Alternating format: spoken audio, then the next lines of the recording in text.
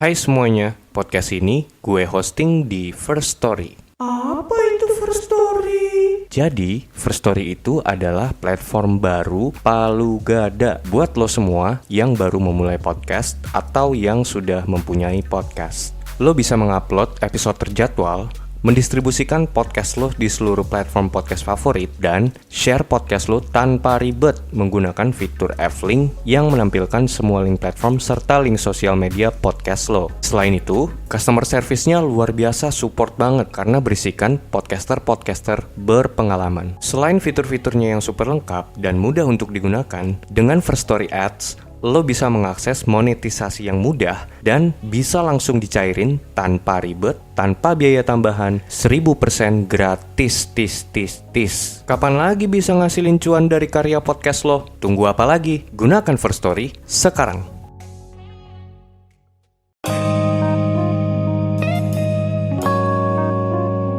Yo guys, balik lagi bersama gue Randy Dan gue Vincent. di Konspirasi Ngopi. Seruput lo kopinya. Ada kopi beneran ya, Bre? Kopi lah. Oh iya, kita sorry. Ntar diomelin lu sama siapa itu namanya? Namaku Joanna. Iya, namaku Joanna. Lu kalau cewek inget namanya ya? Asli, karena gue appreciate mereka lah. Mereka udah pasti. takes their time to Bener. hear us gitu Iya, ya, to listen to our podcast lah. Yang tidak ada isinya ya kan? Yang tidak ada isinya. Hancur. Yang kita kemarin habis di bridging oleh producer Noise. Oh iya, Mas Abe ya. Mas Abe yang megang Uus ya, yang megang Uus. Nesi ya. Iya. Thanks banget atas masukannya Mas Abi. Benar. Dan positif semua ya, bagus. Positif semua kok.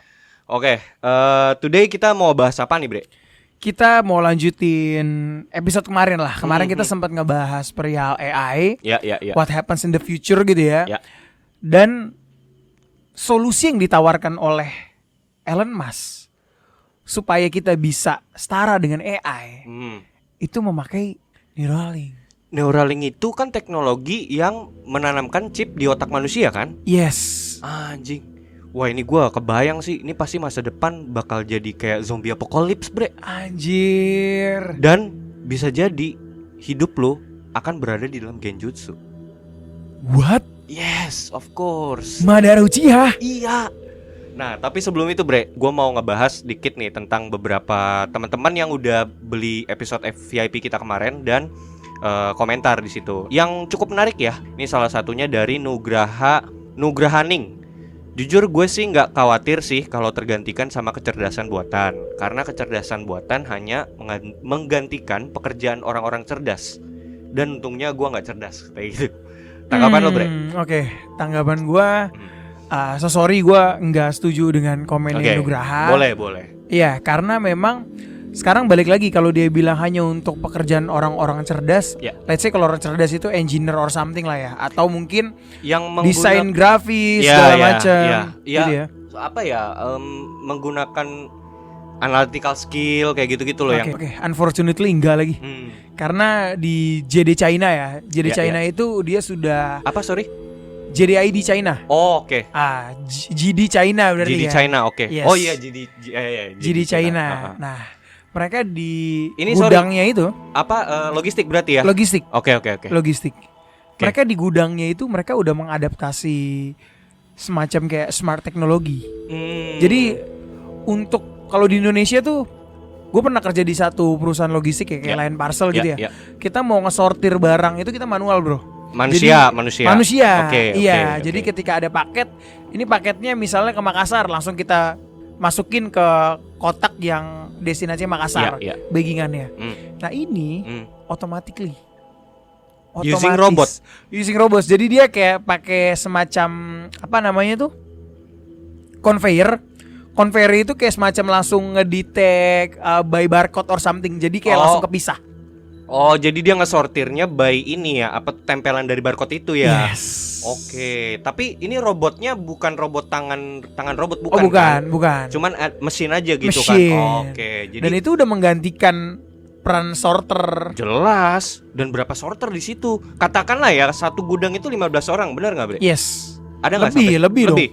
Lebih ya? Lebih 30 Lebih bro, banyak. Tapi ya? kalau sorternya doang ya let's say 15-30 lah, tergantung how big the company is lah. Gitu. Tapi kalau sekelas gudangnya juga kan? Iya, sekelas JD itu banyak bro. Gitu. Tapi kan ketika sudah dibantu oleh AI ini, oleh mesin ini, buat apa? Ya sangat possible sih menurut gua. Yang tadinya misalnya ada 50 katakanlah ya sorternya ya, karena ada mesin itu, udah deh kita kurangin aja 15 aja gimana? Ya kan? Yes.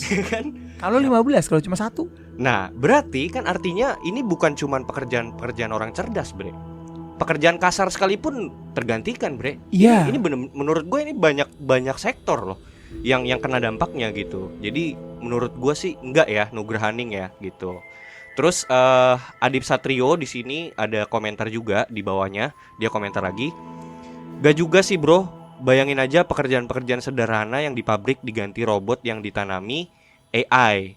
Ini lebih teliti daripada human, terancam sudah lapangan pekerjaan. Benar kan? Sesuai dengan opini kita tadi. Terus juga Adip Satrio lagi, dia komentar lagi di bawah. Jujur Li, sebagai orang yang bergelut di bidang IT, gua masih gak percaya karena AI ini cuma memproses by data yang ada. Gak mungkin mereka punya soul atau jiwa katanya gitu. Oke, sepakat. Sepakat lo ya? Sepakat, gue setuju. Kalau gua sampai hari ini gue masih sepakat. Gue nggak tahu ke depannya. As per today ya. As per today, gue nggak, karena kita nggak tahu ya, possibilities banyak gitu. No one can predict the future lah. Ya betul. Karena gini, maksudnya consciousness itu kan nggak selalu tentang hal-hal yang apa ya namanya spiritual things gitu loh, Bre. Bisa jadi di masa depan possibilitiesnya adalah alam bawah sadar atau kesadaran itu bisa di-create, Bre, by entah algoritma atau apapun itu gitu. Oke, ada codingnya gitu ya? Iya kan, kita nggak tahu kan. Iya. Seberjalannya waktu nanti gitu, misalnya di 2050 kan kita nggak tahu juga gitu sih. Itu ya buat teman-teman. Jadi kalau tertarik untuk komentar, silakan komentar nanti di episode kita yang VIP ini, yang ketika AI menguasai dunia part 2. Silakan kalian beli dulu episodenya dan komentar di bawah. Oke, langsung kita masuk ke materi, Bre. Ini pembahasannya bakalan berat banget sih. Asli. Jadi untuk teman ngopi, sorry banget, gue dari awal udah sampein kalian gak bisa sambil masak. Yoi. Kalian gak bisa sambil belajar. Yoi. Kalian gak bisa sambil nge-sex, sorry ya. Gak bakal bisa. Kayak gue kenal siapa ya? Gak bisa, karena bakal ke distract. Bahkan kayaknya kalau misalnya lu dengerin gitu, kalau ketinggalan 1 menit lu harus repeat lagi gitu. Harus repeat ya. Harus repeat dari ulang gitu. Kan effort banget kan. Bener. Dan satu hal lagi yang ingin gue sampein ke teman ngopi, khususnya untuk yang di platform Noise ya. Gue ngeliat di platform Noise ini mostly orang-orang suka dengan hal-hal yang berbau ancient lah, kayak misalnya Atlantis dan sebagainya. Itu episode kita selalu top tuh. Kitab Henok gitu ya, yang ancient tuh selalu top. Tapi kalau kita bahas the future, kayak misalnya 2050 we're going to Mars, itu down banget, bro. Down banget ya. Down banget. Dan gue cuma pengen kasih tahu ke teman ngopi, ini episode kali ini pecah, bro. Pecah, parah. Karena ini bukan akan terjadi di 2050, tapi segera di kurun waktu 2030 lah, men. Kalau biasanya kita berandai-andai tentang masa lalu, sekarang masa depan ya. Masa depan. Oke, so sebelum kita dengerin, pertajam analisa lu, perkuat dengan Cocok Logi.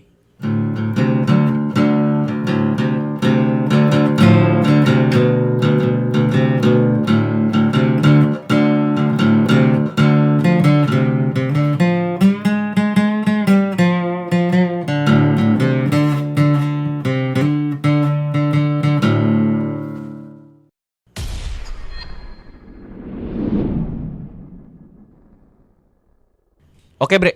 Nah, sebelum kita masuk ke dalam core materi dari Neuralink ini, gue mau nge-bridging nih, Bre, dari apa yang udah kita bahas di episode kita sebelumnya, di 2 episode kita sebelumnya ya. Kira-kira possibilities masa depan apa sih, Bre, yang bakal dibentuk sama AI? Menurut lo deh. Ini kita ngomongnya ranahnya masih AI ya, belum Neuralink ya. AI dulu nih, gitu. Oke, menurut gue the good things about AI dan possibilities yang akan terjadi di masa depan, simpelnya adalah Doraemon lah. Doraemon. Oh, simpelnya ya. Dia itu AI, bro. AI yang ditanamin di robot. Yes. Iya kan? Iya anjing ya. Iya juga ya. Kalau menurut gue ya. Iya. Menurut gue simpelnya Possible sih. kalau lu membayangkan possibilities yang baik, Ya itu positifnya. Doraemon. Kalau worst case skenario-nya. Waduh. Ini yang seru. Gue kayak man. Apa? Lu apa deh gitu. Iya menurut gue ya Worst case banget gitu loh. gini loh. Ketika ada suatu makhluk yang lebih pintar dari manusia, Iya. mereka akan berada di tingkat rantai makanan tertinggi, bro. Yes. Sampai saat ini kan manusia nih. Manusia yang tertinggi sampai Terus saat ini. kalau ada di atasnya, apa yang terjadi? Apa yang terjadi? Apakah manusia juga akan diteliti oleh mereka seperti kita meneliti binatang? Oh, annihilation bisa jadi, Bre. Annihilation, yes. Dan kontrol. Wow. Dan kita akan jadi objek penelitian, bro. Anjir, nih kalau kita nyerempet-nyerempet sama pop culture-nya ya, ini mah udah terjadi, Bre, di film-film tuh kayak di Terminator. Wow. Terminator tuh ya, jadi bos utamanya kan kalau minion-minionnya itu kan robot-robotnya tuh yang dibikin kan. Nah, bos utamanya di situ itu bukan human, tapi AI.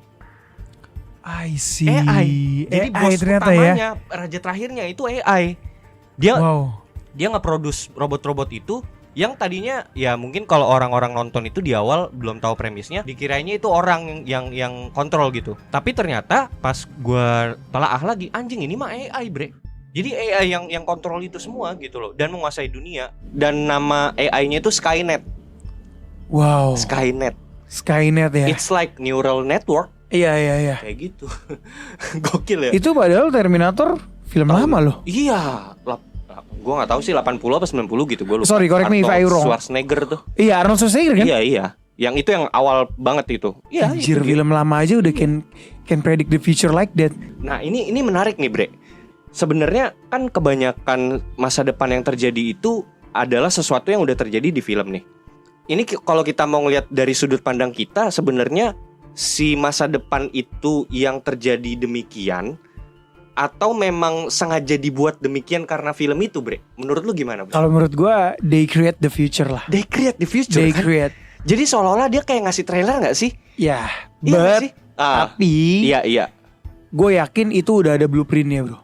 Iya, jadi udah ada blueprintnya dulu, Yes. baru dibuatin film untuk membiasakan. Benar. Dan akhirnya dijadikanlah itu. Dijadikanlah. Jadi film atau apapun itu cuci otak lah ya, bisa dibilang. Iya. Iya, semacam itu ke dalam masyarakat, ke kultur masyarakat supaya pembiasaan ini loh gitu. Yes. Dan supaya lu nanti pas kejadian ini nggak kaget dan lu nganggap ketika nanti kejadian Skynet atau Terminator itu di mana robot menguasai manusia itu hanya tahayul. Yes. Wow. Iya nggak sih, Bre? Yes. Men, maksud gua ini satu Terminator, Matrix. Wah, Anjing, itu lebih ngeri lagi sih. beyond lagi itu. Itu anjir. lebih ngeri lagi. Dimana ketika si Neo tuh tokoh utamanya bangun, dia kan hanya sebagai karyawan kantor biasa. Bener. Pas dia bangun ternyata di belakang kepalanya tuh, di tubuh fisik dia yang nyata ya, itu ada kayak plug gitu, Bre, untuk kayak nyolok gitu. Yes. Nyolok kabel gitu. Ternyata dia itu selama ini hidup di dalam Tabung. imajinasi. Iya. Dan dia dikontrol oleh AI. Sebagai objek penelitian. Bener.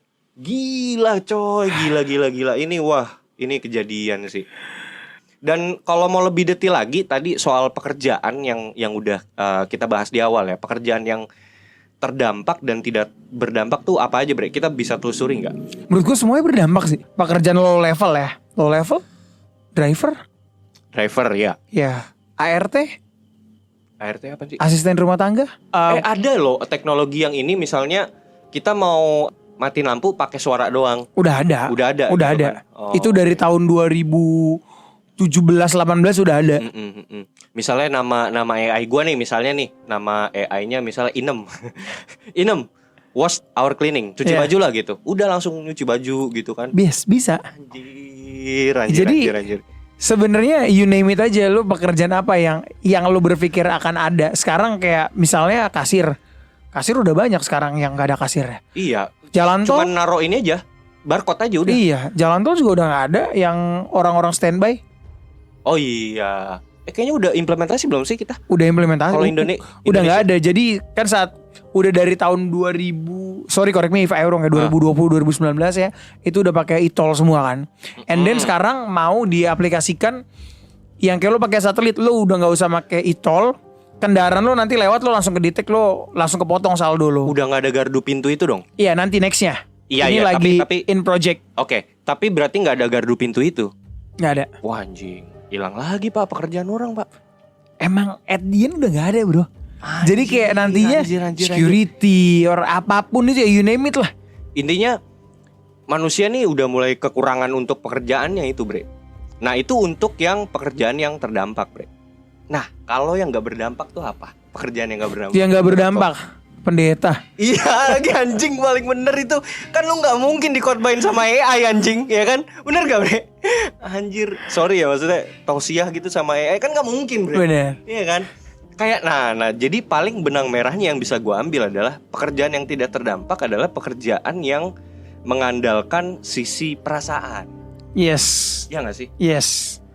Logik gak kalau misalnya psikolog itu AI? Bisa gak menurut lo? Bisa. Seriously bisa? Bisa. Oh iya dia kan hanya diagnos aja ya. Ya kan kemarin kita juga bahas kan bahwa AI itu bisa memanipulasi dengan lu curhat A, dia udah punya multiple answer nih. Dia tinggal keluarin aja the exact answer that you wanna hear. Ya itu oke, benar. Itu kalau dia bisa ngeluarin hasil diagnosa benar. Tapi kan ada beberapa treatment psikologi atau di dalam apa ya namanya? Ya pokoknya orang-orang yang berada di dalam mental health itu dia harus tatap muka bre. Yang requiring feels bre. Iya. Kan Jadi, sekarang AI udah ada yang seperti itu bro. AI yang lo gini, ketika lo ngomongin pekerjaan selebgram. Iya. Pekerjaan selebgram ini dirumorkan sebentar lagi bakal diganti oleh AI karena memang udah ada. AI udah ada. Iya. Create video kan using text kan. Anjing sih itu. Sorry, bukan cuma itu. Jadi ada satu brand, satu company, suatu brand yang dia ngebuat brand ambassador itu AI. Oh iya? Yes, tapi gue rada lupa itu brand apa kemarin. Jadi dari secara fashion or something itu AI. Bener-bener maksudnya kalau kita ngeliat wah human nih gitu. Padahal mas sebenarnya itu AI gitu kan. Yes, tapi dia bukan dalam berbentuk robot. Dia hanya berbentuk foto, video. Virtual aja. Oke, itu bidang psikolog, pendeta itu nggak mungkin kan. Maksudnya pemuka agama lah itu nggak mungkin. Apalagi bre? Yang nggak mungkin. Soalnya supaya kita nih sebagai manusia pendengar konspirasi ngopi nih punya opsi gitu. Oke. Pilihan apa nih yang kira-kira nggak bakal diambil sama AI gitu loh? Satu lagi dan ini menurut gue yang paling wah sih. Apa? Pengangguran anjing. itu malah tambah banyak ya kan? Kan nggak mungkin nganggur dong. Nggak mungkin nganggur ya. Anjing. Paradoks bangsat. Iya sih pengangguran ya. Iya ya, pengangguran terus apa lagi ya bre? Jadi perbanyaklah menganggur. Buzzer bisa ya, bro? Bisa loh coy. Bisa lah. Gue pernah kepikiran kemarin ya, sempat kepikiran. Ini gimana kalau seandainya buzzer yang ada di internet itu AI loh? Make sense gak? Maksud gue gini. Ini gue otaknya, gue orangnya nih. Gue mau bikin propaganda atau apa, terus gue bikin banyak akun. Udah gue using AI aja, udah lu spread the fake news aja. Iya. Kalau di luar negeri gue rasa itu udah terjadi sih mungkin. Tapi kalau di Indonesia kayaknya belum sih. Belum. Iya, belum. Di Indonesia belum. Mungkin. Tapi kalau di luar negeri gue yakin sih udah banyak ya. Iya, karena kan bot gitu kan AI itu bro. Kalau bot itu kan masih di operate sama human ya. Tapi kalau AI yang udah bener-bener operate sendiri maksud lo. Sendiri karena udah ada programnya gitu, karena udah ada komennya apa gitu. Nah itu yang mengerikan sih. Dan nah, menurut gue bre, di atas semuanya AI ini tuh seharusnya ada, menurut gue ya, ini secara esensi hanya demi kepentingan manusia semata, menurut gue, tidak lebih. To help human. Yes, tidak lebih ya, gitu. Jadi ketika di mana AI hadir dan mulai mendisrupsi kepentingan seorang individu manusia itu sendiri, maka kepentingan manusia tersebut harus berada di atas kepentingan AI itu sendiri. Oke. Bener gak? Maksudnya supaya untuk menghindarkan hal-hal yang akan terjadi di masa depan yang akan mendisrupsi pasar itu gitu loh. Yes, setuju. Jadi misalnya nih contoh gitu, misalnya kepentingan lu bekerja sebagai desainer grafis gitu. Tapi katakanlah suatu perusahaan dia sudah menggunakan AI gitu. Nah, tapi karena lu mau masuk ke dalam perusahaan itu untuk bekerja, untuk menghidupi keluarga lu, maka perusahaan itu wajib untuk mengedepankan kepentingan lu dulu. Paham nggak? Paham. Iya. Nah, berarti kan harus ada regulasi. Yes. Regulasi gitu. Regulasi ini yang harus dibuat oleh pemerintah ya. Internasional sih, bukan hanya pemerintah. Iya, jadi pemerintah global lah. Global dan menurut gua harus netral sih. Ini harus netral banget. Jangan ada kepentingan embel-embel apa gitu loh. Supaya memang benar-benar bisa nge-create environment yang bagus buat human gitu. Kan pada akhirnya dibuat untuk human gitu, bukan nanti jadi sebaliknya gitu. Itu sih yang harus jadi pinpoint di sini. Oke, kita sekarang masuk mulai ke Neuralink, Bre. Nah, kalau kita tadi ngomong dari AI, nah sekarang ini katanya si Elon Musk ini ngejadiin Neuralink ini sebagai solusi, Bre. Yes, Neuralink ini AI kata lo. Bener. Jadi kemarin kita juga udah sempat bahas ya kayak omongannya Geoffrey Hinton, terus Blake Lemoine about AI gitu kan. Nah, their biggest point ya, poin-poin terbesar yang mereka bahas dan mereka takutkan adalah AI ini akan menjadi esensi yang paling pintar. Jauh melebihi manusia. Gitu kan. Dan itulah yang akan mengubah struktur rantai makanan dan tatanan masyarakat. Iya, manusia menjadi di bawah. Oke. Nah, di sini Elon Musk pun setuju bahwa AI ini akan sangat amat bahaya karena kita nggak bisa compete with them. Gitu. That's why Elon Musk bilang kita tetap harus menjadi yang teratas. Nomor satu. Iya. Gitu. Dengan cara apa? Kita harus menjadi lebih pintar dari AI. Gitu. Yaitu connecting. Artificial intelligence. Gua rasa Neuralink ini artificial intelligence juga. Lo memang dikonekin dengan otak manusia. Iya, jadi menurut gua Neuralink adalah jawaban dari apa yang AI tidak bisa capai. Yes. Benar gak? Jadi kan pasti AI itu ada flawless-nya kan, pasti ada error-errornya lah. Nah, dari errornya tersebut, hal-hal yang tidak bisa dimasuki oleh AI berusaha untuk dilengkapi dari Neuralink ini gitu. Jadi katakanlah gini, maksudnya kan kalau AI itu kan lebih ke program kaku gitu kan, maksudnya by algoritma aja kan kaku banget. Nah, harus ada esensi dari feel-nya itu loh, soul-nya yang dimasukin. Nah, itu dari human-nya, wisdomnya gitu. Oh ya, make sense sih, make sense. Oke. Nah, jadi dari sejarahnya dulu deh, Bre. Neuralink nih sebenarnya apa, Bre? Oke, latar belakang Neuralink ya. Neuralink itu sebenarnya startup yang didirikan oleh ahli neuroteknologi Pedram Moseni dan Randolph Nudo. Neuralink resmi menjadi brand teknologi chip buatan mereka pada 2015. Nah, pada dasarnya mereka mempunyai gagasan yang menanamkan chip Neuralink di dalam otak manusia supaya otak manusia bisa terhubung langsung dengan perangkat komputer. Oh, sorry gue potong. Berarti kita bisa ngandaliin device by using our brain. Yes. Anjing. Tanpa touch it. Wah, ini telekinesis anjing. Telekinesis. Iya, kan? benar kan? Bangsat. Ngeri banget anjing. Terus. Pada prinsip awal dan esensinya, Neuralink ini diperuntukkan bagi para ahli neurologis, dokter dan para ahli medis untuk membantu mengobati berbagai penyakit yang ditimbulkan atau berhubungan dengan masalah syaraf atau neural otak. Kayak mungkin epilepsi kayak gitu-gitu ya. Pokoknya yang berhubungan dengan syaraf lah. Yes, awalnya dibuat untuk itu. Oke. Nah, tapi gagasan dan pengembangan Neuralink ini menuai banyak kontroversi. Terutama di bidang kesehatan dan ilmu kedokteran. Ada yang bilang ini adalah suatu terobosan. Namun ada juga yang kurang setuju dengan pengembangan teknologi ini karena dianggap memiliki risiko yang sangat besar. Risikonya apa tuh, Bre? Kalau dari gue ya. Iya. Lo dikontrol anjing. Itu kan worst skenario ya. Yang paling ini dulu deh, yang paling mendekati dulu deh. Maksudnya katakanlah gue seorang dokter nih, gue nanam chip itu di otak, resiko yang paling terdekat dulu deh. Gak usah ngomong dikontrol dulu. Iya, Bren. Lo mengalami ini apa? malfunction ya. Jadi malfunction lebih parah ya. brain lu tuh mungkin tidak berfungsi Ya. atau apa ya, karena itu kan di otak kita kan ada banyak baca syaraf tuh bro. Benar. Kalau benar, mereka benar. salah masang atau apa, salah konekin, wah itu Oke, itu konteksnya berarti ya. very Artinya dangerous sih. konteks di sini yang dimaksud dengan resiko itu mungkin dari bidang kesehatan tuh ya resikonya terlalu besar gitu. Maksudnya ini kan manusia gitu loh ya kan. Maksudnya bukan otak kerang gitu. benar. Iya kan? Bukan otak tikus gitu Iya, kan. sekarang gini, kita katakanlah dananya juga nggak kecil kan, pasti Wah, besar iyalah. banget kan. Ada resiko sangat besar gitu untuk hal ini gitu loh. Oke. Nah, lanjut Bre. Karena dalam pengaplikasiannya sendiri, untuk membantu pengobatan cedera otak, chip pengendali ini cukup ditempelkan aja di kepala, bukan di dalam otak.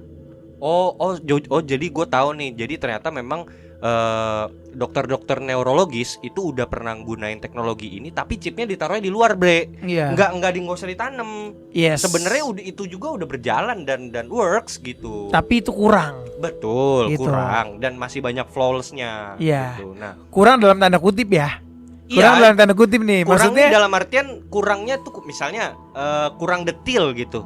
Iya nggak sih? Jadi nangkep apa ya namanya, misalnya penyakit ini kita nggak bisa terlalu dalam nih karena ya karena itu keterbatasannya gitu loh, karena berada di luar chipnya gitu kan, maksud lo kan? kurangnya itu adalah mereka memang mau itu dimasukin dalam otak.